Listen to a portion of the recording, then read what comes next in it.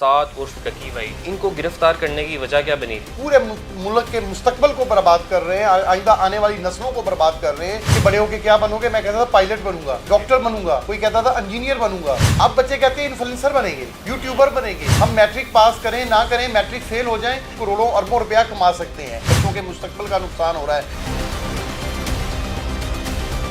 डकी भाई क्या मुल्क से फरार हो रहे थे जब इन्हें गिरफ्तार किया गया? फरार हो रहे थे, वो मलेशिया जा रहे थे, तो नोटिस जारी हो चुके थे। चोर होता है वो अपना कोई रास्ता ढूंढता है।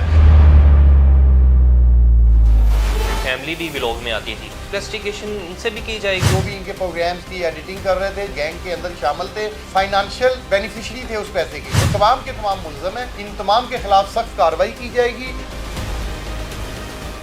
अस्सलाम वालेकुम नाज़रीन, मैं हूं एहसन ज़फ़र और आप देख रहे हैं पब्लिक न्यूज़। नाज़रीन, पाकिस्तान के मशहूर यूट्यूबर साद उर्फ डकी भाई को NCCIA की जानिब से एयरपोर्ट पर गिरफ्तार कर लिया जाता है। गिरफ्तार करने की वजह क्या है, तमाम तर बातें जानते हैं। हमारे साथ यहाँ पे मौजूद हैं एडिशनल डायरेक्टर सरफराज चौधरी साहब FIA के। इनसे बात करते हैं और इन्हीं से जानते हैं। अस्सलाम वालेकुम। वालेकुम सलाम। मुझे बताइएगा कि साद उर्फ डकी भाई एक पाकिस्तान के मशहूर यूट्यूबर हैं, इनको गिरफ्तार करने की वजह क्या बनी थी? देखें जी, ये मशहूर यूट्यूबर हों या गैर मशहूर हों, इससे NCCIA का कोई ताल्लुक़ नहीं है। कोई भी शख्स अगर अल्लाह उसको इज़्ज़त देता है, वो मशहूर होता है, तो उसे इंसान रहना चाहिए, उसे इंसानियत से बाहर नहीं चले जाना चाहिए और ख़ुद को मुतलकुल हनान नहीं बनाना चाहिए।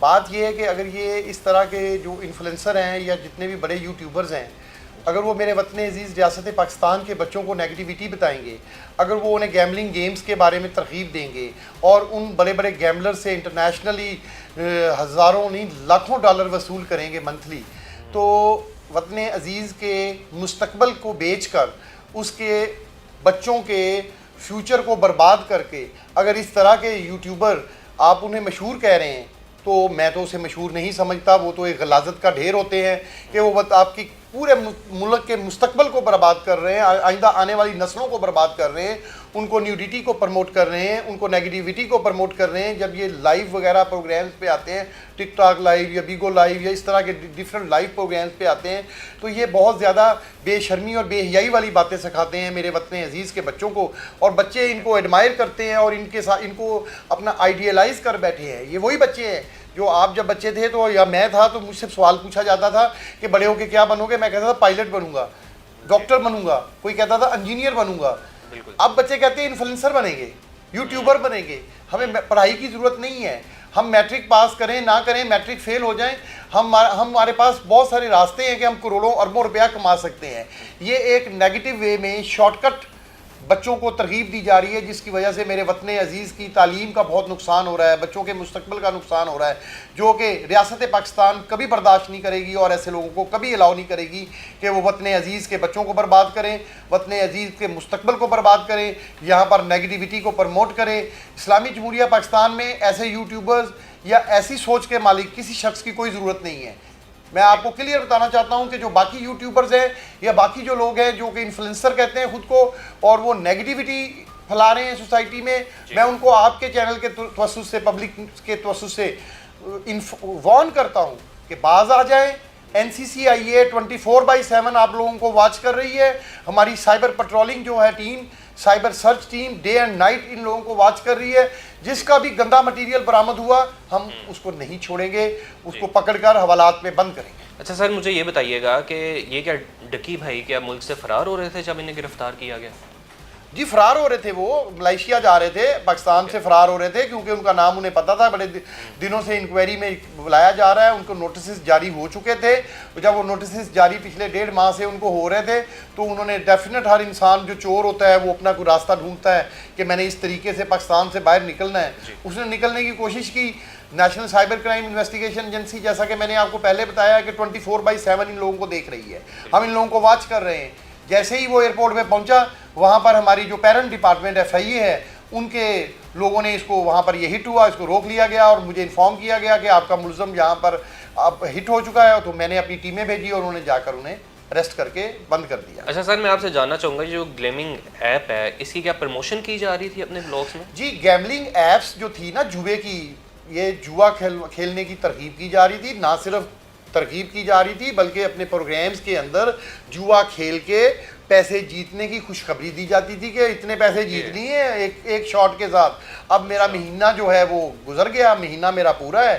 तो आप खुद समझदार हैं कि जब सोसाइटी में इतने आसानी से चोरी से पैसा मिलने का तरीका मिल जाएगा तो कोई मेहनत क्यों करेगा। फैमिली भी व्लॉग में आती थी, क्या इनको भी इन्वेस्टिगेशन इनसे भी की जाएगी? इनकी वाइफ थी, इनकी वालदा थी, इनके भाई भी? जो भी नेगेटिविटी फैला रहे थे प्रोग्राम्स के अंदर, वीडियोस के अंदर देखे जा सकते हैं। जो भी इनके प्रोग्राम्स की एडिटिंग कर रहे थे, जो भी इनके पूरे गैंग के अंदर शामिल थे, जो भी बेनिफिशरी थे, फाइनेंशियल बेनिफिशरी थे उस पैसे के, वो तमाम के तमाम मुलजम हैं। इन तमाम के खिलाफ सख्त कार्रवाई की जाएगी। हमने FBI से कांटेक्ट कर लिया हुआ है कि ये टैक्स पे कितना करते थे, इसकी पूरी टैक्स डिटेल्स हमने मंगवा ली हुई हैं।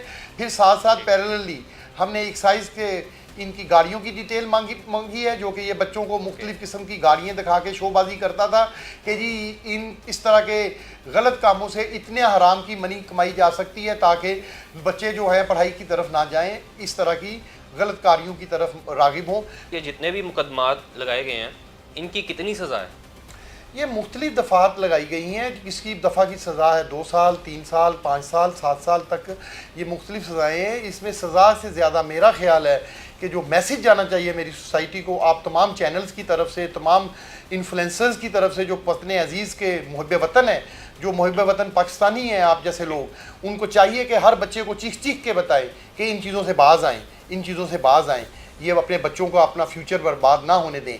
आजकल बच्चे, आपके अगर 2 बच्चे हैं, दोनों साथ साथ सोफे पे बैठे हैं, साथ में किसी को कोई फौत हो गया है, कुछ हो गया, उन्हें कोई पता नहीं, दोनों मोबाइलों में गेम और चीज़ों में कर रहे हैं। उनका जहन माउफ हो चुका है। उनका जब वो सोच ही हर वक्त मोबाइल में और इस तरह की गंदी चीज़ों में होगी तो वो पढ़ाई की तरफ कैसे फोकस कर सकेंगे।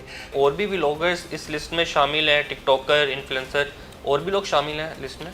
जी, इस लिस्ट में पूरे पाकिस्तान के जितने भी, चाहे पाकिस्तान के अंदर बैठे हुए हैं या पाकिस्तान से बाहर बैठे हैं, वो जो भी नेगेटिव एक्टिविटी कर रहे हैं उन तमाम के खिलाफ मैंने खुफिया इंक्वायरी लगा रखी है। उनके खिलाफ कार्रवाई जारी है। जिसके खिलाफ जो डिस्क्रिमिनेटिंग मटेरियल जितना बरामद होता जाता है इन्वेस्टिगेशन में, उसके खिलाफ हम FIR करके उसको पर अरेस्ट कर लेते हैं। इसी तरह बाकी जो आपने फरमाया, मैं उसके नाम इसलिए मीडिया के सामने नहीं ले सकता, मेरे लिए ये खबर तो हो आपके लिए खबर तो हो सकती है, लेकिन मैं अपने केस को ख़राब नहीं करूँगा। उनके नाम मैंने सीगाए राज में रखे हुए हैं ताकि अगर उनको पता चल जाएगा तो वो भी इसकी तरफ मुल्क से भाग जाएंगे। जल्द घेरा तंग होने जा रहा है। हो गया है जी, स्टार्ट हो गया है। इनके खिलाफ शिकंजा टाइट हो गया है। अच्छा, मैं आपसे जानना चाहूँगा कि ये मनी लॉन्ड्रिंग में भी मतलब इस तरह जी उसकी तहकीकात हो रही हैं। मनी लॉन्ड्रिंग का एक अपना पूरा एक मैकेनिज़्म होता है कानून का कि जिस पे मनी लॉन्ड्रिंग करनी है उसके प्रेडिकेट ऑफेंस होने चाहिए, जो कि इनके प्रेडिकेट ऑफेंस डिफेंस हो चुके डेवलप हो चुके हैं, बन चुके हैं इनके। अब इसके ऊपर मनी लॉन्ड्रिंग की इंक्वायरी स्टार्ट हो जाएगी और मनी लॉन्ड्रिंग की इंक्वायरी में वो देखा जाएगा कि ये जो इनको पैसा आ रहा था, ये बाहर के कौन से बड़े लोग इनको दे रहे थे नेगेटिव एक्टिविटीज़ को इस्तेमाल करने के लिए। ये बेसिकली कठपुतलियाँ थी ना, ये सारे यूट्यूबर्स बाहर से बड़े बड़े लोग इनको पैसा देते थे और अपने मुताबिक बयानियाँ बनवाते थे, अपने मुताबिक इनसे सोसाइटी से ये करते थे और ये पैसा खाते हैं सारा। इसके अलावा इनका कोई चक्कर नहीं है। और ये बड़े बड़े पाकिस्तान, और हाँ इनका ये भी देखा जा रहा है कि ये वो पैसे को डिस्पोज कहाँ करते थे।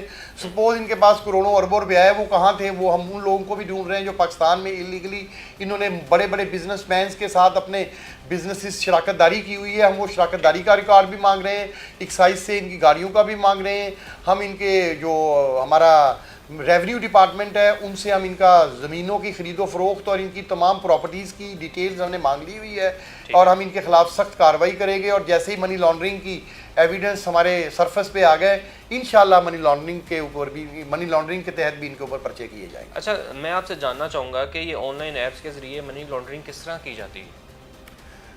ऑनलाइन ऐप्स के ज़रिए मनी लॉन्ड्रिंग इस तरह की जाती है कि जो इनको पैसा मिलता है, वो जो बाहर के जो बड़े बड़े जुआरिये हैं, बुकिए हैं, वो इनको जो पैसा देते हैं, वो पैसा बाहर दुबई में या और इस तरह के कंट्रीज़ में जमा होता है। जमा होने के बाद हवाला हुंडी के ज़रिए पाकिस्तान इन तक पहुंचाया जाता है।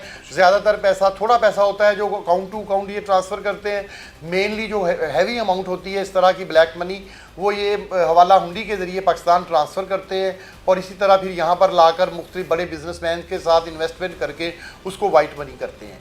तो इसी को एंटी मनी लॉन्ड्रिंग कहते हैं। जो हमारा कानून है। आखिर में अपने नाज़रीन जो देख रहे हैं उन्हें कोई मैसेज देना चाहेंगे? आपके चैनल के तवस्सुस से मैं ये सोसाइटी के जितने भी हमारे पेरेंट्स हैं, जो बड़े हैं, जो उस्ताज़ा हैं, जो आप जैसे टीवी चैनल्स के एंकर्स हैं या दानिश्वर हैं, मैं उन तमाम को कहता हूँ कि ये अब जो है ना वक्त नहीं है बातों का, ये वक्त है आप लोग अवेयरनेस करें और स्ट्रॉन्ग अवेयरनेस करें। पूरे वतन अजीज़ के एक एक बच्चे को बताएं कि ये गलत है, ये सही है।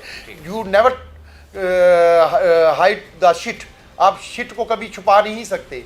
आप ये जो गंदगी गलाजत आपको साइबर स्पेस पे नज़र आती है, आप इसको अब डिलीट नहीं कर सकते साइबर स्पेस से।